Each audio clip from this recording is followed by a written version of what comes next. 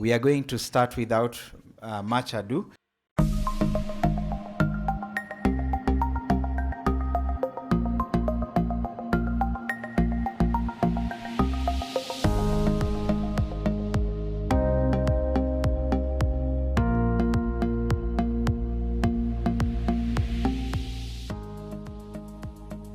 We need to engage very closely. We need to engage. We should not wait until the last minute. Then people run around. You talk about this law is bad because what the Constitution allows us, when a bill, especially members' bill, government bills, they go through more thorough process. What happens is the industry come together, you have a task force, you discuss about the law. There is public participation by the ministry, relevant ministry, if it is ICT, security, education. You engage, it goes to the cabinet for approval. After cabinet approves a bill, it goes to Attorney General for publication. As soon as it is published, after cabinet has agreed, it comes to National Assembly or Senate. Then when it comes to National Assembly, then we give the public again an opportunity by doing advertisement in the papers for public participation. ICT is our platform of knowledge. But as we increase in knowledge, we have to be very careful about our morals. And as we are careful about our morals, we have to define our destiny. So there are three things here: knowledge, morality, and destiny. The future of the world is on innovation. The future of employment is on innovation. I look forward to exponential growth in terms of how young generation can work from their houses without necessarily going to the office, because that's the future that we need to look at. All these gentlemen you see here, in 40 years, they'll be gone, because that's the life innovation. Life is so innovative. It clears the old and introduces the new. Now you are the new. Soon you'll go and there'll be a new generation taking over from you. Make sure that this generation is remembered for something. I believe everybody accepts that the only thing that is constant in this space is the change. That almost every iota of the digital universe changes every minute, every hour. But when you map our legislative cycle on that, what do we take away? Should we legislate for today, or should we legislate to enable that change to continue? Because as digital evolves, we open our national boundaries. And sometimes the value that we're able to create locally gets exported outside and doesn't help to enable the growth of our economy.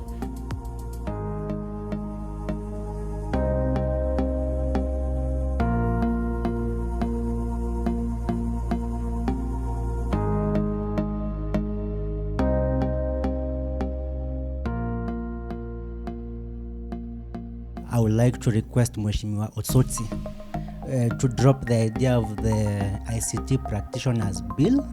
How are you engaging with innovation hubs such as us and the rest of the ecosystem such as ASEC on coming up with legislation? Most of the young people are not aware about artificial intelligence, and this is the future.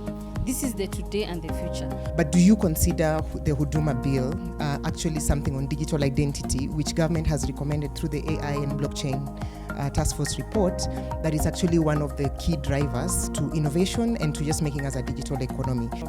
Trying to regulate the use of pseudonyms online, which I find very interesting considering that's what the internet is built. Just like for you to engage us on what is actually the best practice in that regard, because I know the GDPR has set up in their section 3 of the GDPR, they have the use of pseudonymization and anonymization for data controllers, not data subjects. how do we regulate morality online, right? For me, it's more of an issue of how do we train people to use the internet more responsibly, because someone's version of morality is not the same as what mine might be.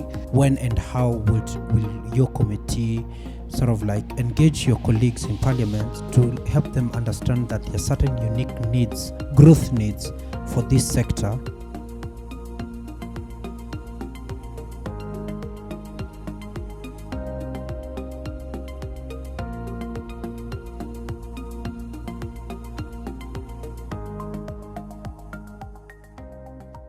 We like to see as many people as possible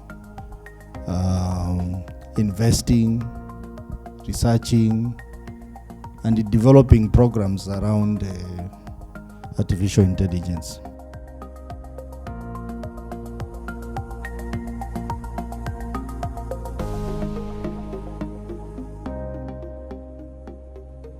The Minister of ICT is the one that they have what they call shared services. Most of the other ICT services are centralized. They are the ones who pre-qualify, and we can demand and say, where are the youth? Engage us, have that association and be very active. Constituency Innovation Hub. The last parliament about 2017, the CDF committee and the Minister of ICT, they partnered with Telkom to have at least 4 constituency innovation hubs to assist the youth on a Chira program. But I want to report to you that Telkom is a failure. Telkom failed because even where we have set up resources and paid Telkom to do the job, they have not done it.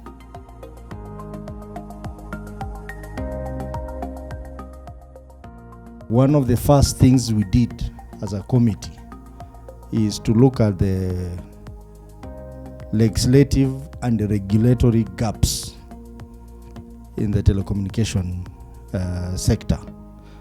And we have a very, very comprehensive report looking at all areas of telecom industry where there are gaps and our recommendations. And we expect Communication Authority, Central Bank of Kenya, especially on issues touching with mobile money, Competition Authority, and ICT Ministry to, within 6 to 2 years period, to address the issues, and we are already done 6 months.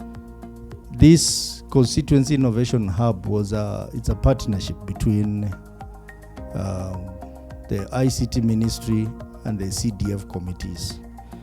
And it has been evaluated by the CDF committee in Parliament. There are challenges here and there, and now it's optional. Constituencies can decide whether they want to do the project or not.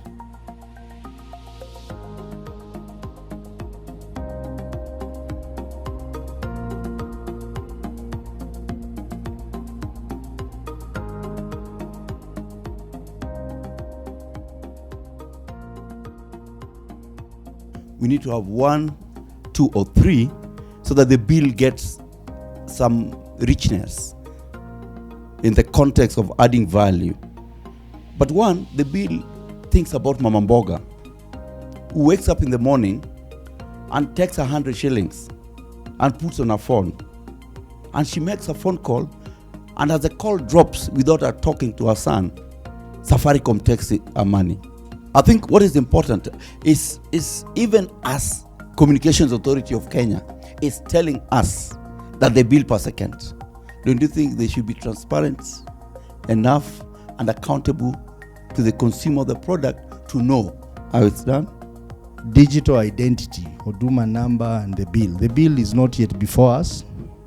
When it comes before us, we'll look at it. We know a lot of things in that bill have similarities to the data protection bill, which we are going to look at. With the passage of the data protection bill, any other piece of legislation that has a data component with it will have to comply with the data protection principles.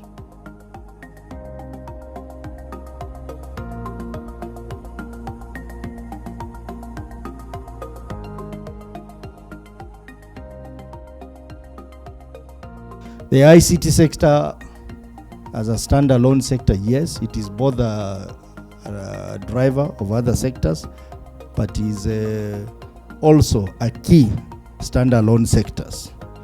But what is important for us to make ICT a full-fledged industry, we have to deal with the issues of infrastructure.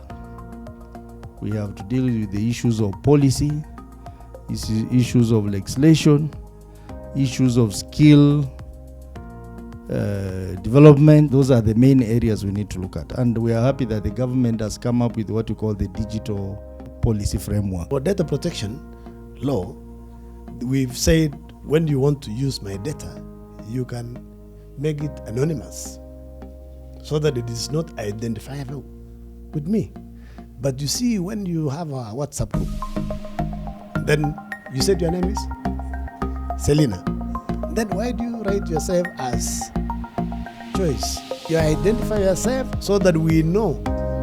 Because if it is true what you are writing, then why hide?